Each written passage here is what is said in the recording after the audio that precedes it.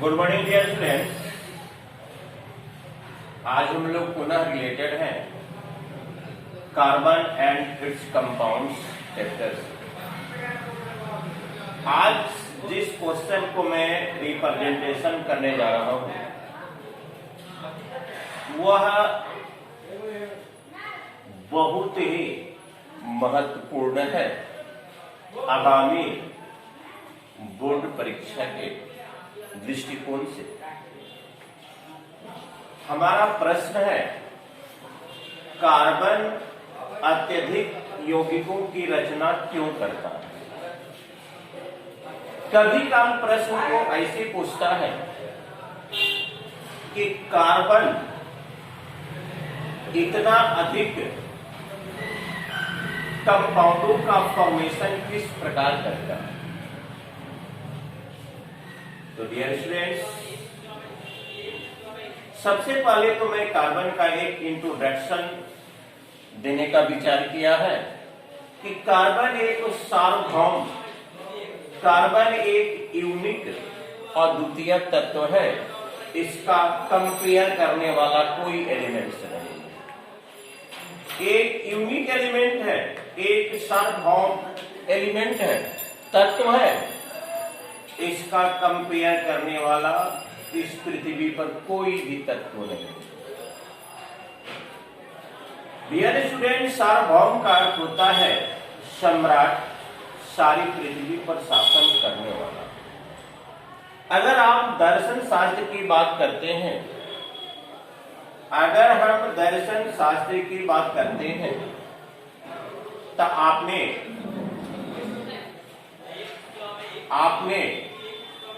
इस कथन से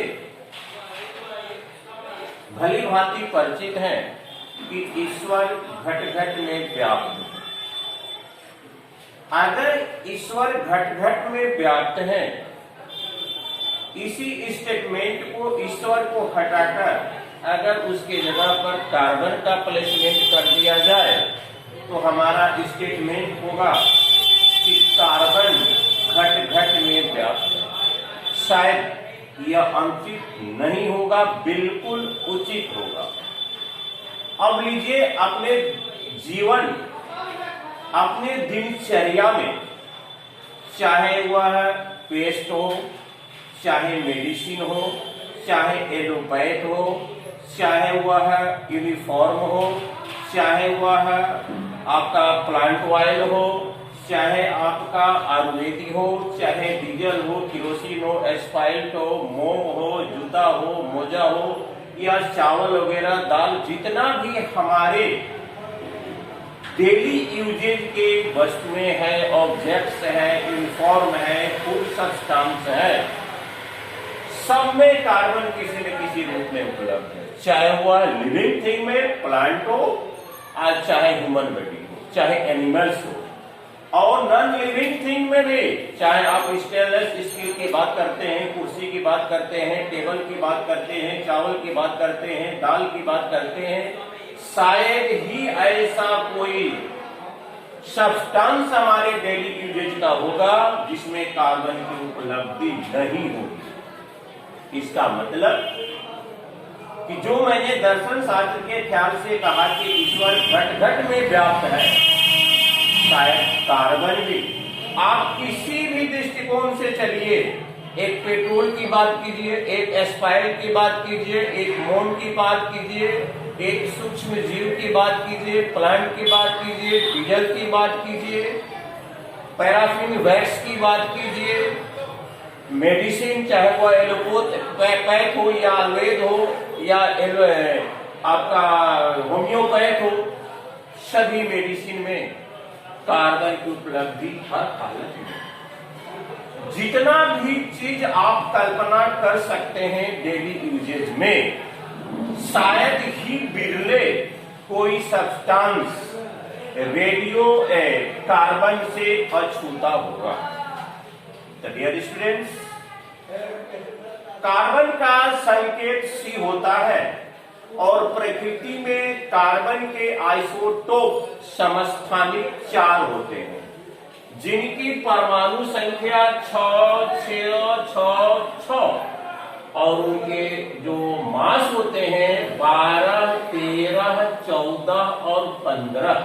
अगर परीक्षा में देता है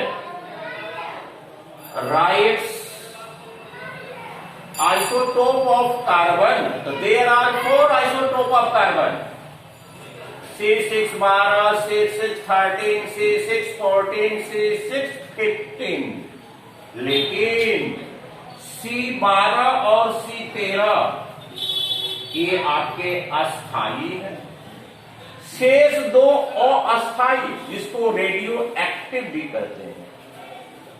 कार्बन 14 में रेडियो आप कार्बन डेटिंग का नाम सुने होंगे।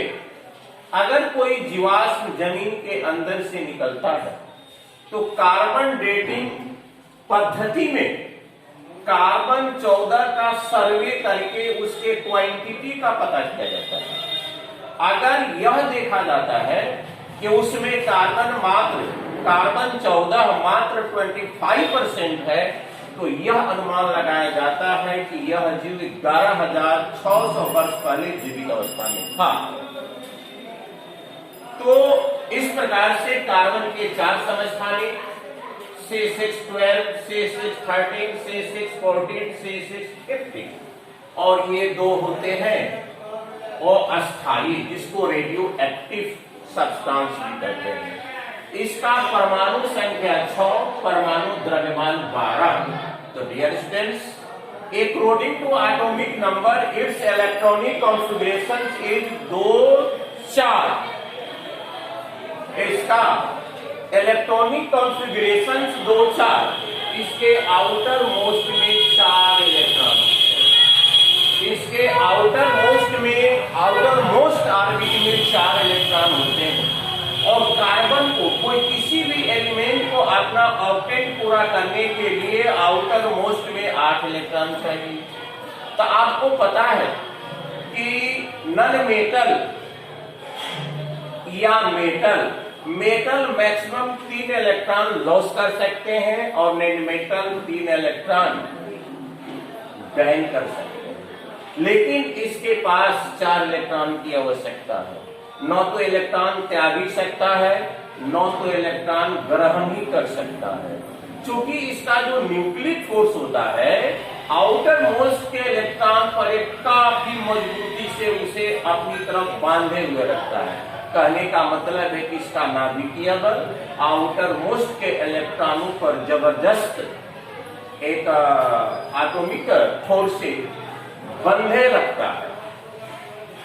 तो अब देखिए, तो 4 इलेक्ट्रॉन इसके आउटर मोस्ट में है, आउटर मोस्ट ऑर्बिट में है, और उस पर नाभिकीय बल का इतना प्रभाव मजबूत है कि न तो 4 इलेक्ट्रॉन यह लॉस कर सकता है और न कोई 4 इलेक्ट्रॉन इसको देने के लिए तैयार है। अंत में यह तीसरा विकल्प अपनाता है शेयरिंग करने का।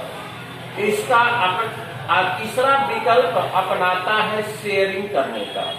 तो कार्बन का वैलेंसी इलेक्ट्रॉन संयोजी इलेक्ट्रॉन 4 हुआ और संयोजकता इलेक्ट्रॉन भी 4 हुआ। इलेक्ट्रॉनों की वह संख्या जिसे परमाणु त्याग कर ग्रहण करके शेयरिंग करके अपने अस्तर को पूरा करते हैं उसको संयोजकता इलेक्ट्रॉन कहते हैं। इस प्रकार से अगर आपसे पूछा जाए कि कार्बन का संयोजी इलेक्ट्रॉन तो 4, कार्बन का संयोजकता इलेक्ट्रॉन तो फिर भी 4। अब रही बात कि कार्बन केवल सहसंयोजक आबंध में ही क्या करता है, शेयर करके अपने अस्तर को कंप्लीट करता है। अपने चूंकि 4 इलेक्ट्रॉन उसको पूरा करना है, आउटर ऑर्बिट में पहले से 4 इलेक्ट्रॉन होते हैं। तो कार्बन के यौगिकों की संख्या की अगर हम चर्चा करते हैं तो कहीं कहीं 5 लाख से भी ज्यादा लिखा गया है, 5 लाख लिखा गया है, और कहीं पर 7.5 लाख से 10 लाख तक इसकी संख्या बताई गई है।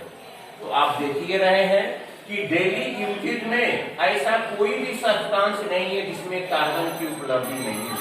तो स्वाभाविक है कार्बन के कंपाउंडों की संख्या 5 लाख या 7.5 से 10 लाख तक इसका जो ये विश्लेषण किया गया है, जो इसका अवलोकन किया गया है कि प्रकृति में इसकी उपलब्धि कहीं 5 लाख मिलता है यौगिक, कहीं 7.5 से 10 लाख का ये डिटेल किया गया है।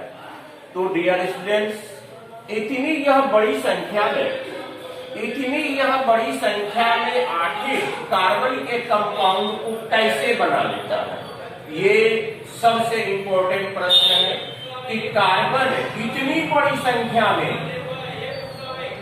अपने कंपाउंडों का फॉर्मेशन कैसे कर लेता है। इसके मुख्य 3 प्रॉपर्टी। पहला, कार्बन परमाणुओं में स्वबंधन क्षमता। कहने का मतलब है कैटेनेशन प्रॉपर्टी। वह एकल आबंध भी बनाता है, द्वि आबंध भी बनाता है, ट्रिपल आबंध भी बनाता है, जैसे एल्केन, एल्काइन, और विभिन्न प्रकार के श्रृंखलाओं में एडजस्ट होकर अपने ऑक्टेन को पूरा कर लेता है और नए सब्सटेंस का फॉर्मेशन करता है। विभिन्न प्रकार के श्रृंखलाओं में, जैसे आपका यह स्टेट लाइन श्रृंखला है, ये ब्रांचेस श्रृंखला है, ये क्लोज श्रृंखला है। इस तरह से विभिन्न आकृतियों में, स्टेट में, ब्रांचेस में, रिंग में, क्लोज में, ये सब क्लोज चेन है। ये आपका ब्रांच चेन है, यह आपका स्टेट चेन है, ओपन चेन है। ये ओपन चेन है, खुला श्रृंखला है। ये आपका ब्रांचेज है, खुला है, और ये आपका क्लोज है। 1 2 3 4 5 और ज्यादा भी चेन में वह अरेंजमेंट होकर अपने ऑक्टेन को पूरा कर लेता है। दूसरा, आइसोमेरिज्म, समावयव और समावयवता। इसमें सबसे बड़ी विशेषता है कि एक ही आणविक सूत्र से 2 या 2 से अधिक यौगिकों को दर्शा सकता है। हम रिप्रेजेंट कर सकते हैं, जैसे ब्यूटेन, नॉर्मल ब्यूटेन और आइसोब्यूटेन, इसके 2 समावयव होते हैं। एक ही, दोनों का सूत्र है C4H10, केवल स्ट्रक्चर में अंतर है। दोनों का सूत्र है C4H10, केवल स्ट्रक्चर में अंतर है। देखिए बीच में आपका 3 2 5 C4H10 कीजिए, C4H10 नॉर्मल ब्यूटेन 1 2 3 4 1 2 3 4 5 6 7 8 9 10, ये आपका हुआ नॉर्मल ब्यूटेन, ये हुआ आपका आइसोब्यूटेन, और दोनों का सूत्र है C4H10। अब चलिए अगर पेंटेन की चर्चा आप करते हैं तो पेंटेन के 3 समावयव, 3 isomers, neopentane, normal pentane, isopentane, neopentane. Normal pentane, isopentane, neopentane, C5H12 normal pentane, isopentane, neopentane. C5H12 से 3 कंपाउंड का रिप्रेजेंटेशन हो रहा है। C5H12 से 3 कंपाउंड का रिप्रेजेंटेशन हो रहा है। नॉर्मल पेंटेन, आइसोपेंटेन, नियोपेंटेन, और सबका बेसिक फॉर्मूला जो है C5H12, कार्बन 5 हाइड्रोजन 12। लेकिन देख रहे हैं कि यह रिप्रेजेंटेशन कर रहा है 3 तरीके से, ये चेन में, ब्रांच में, सीधी श्रृंखला में, शाखित श्रृंखला में, शाखित श्रृंखला में, और एक ही सूत्र से आपका 3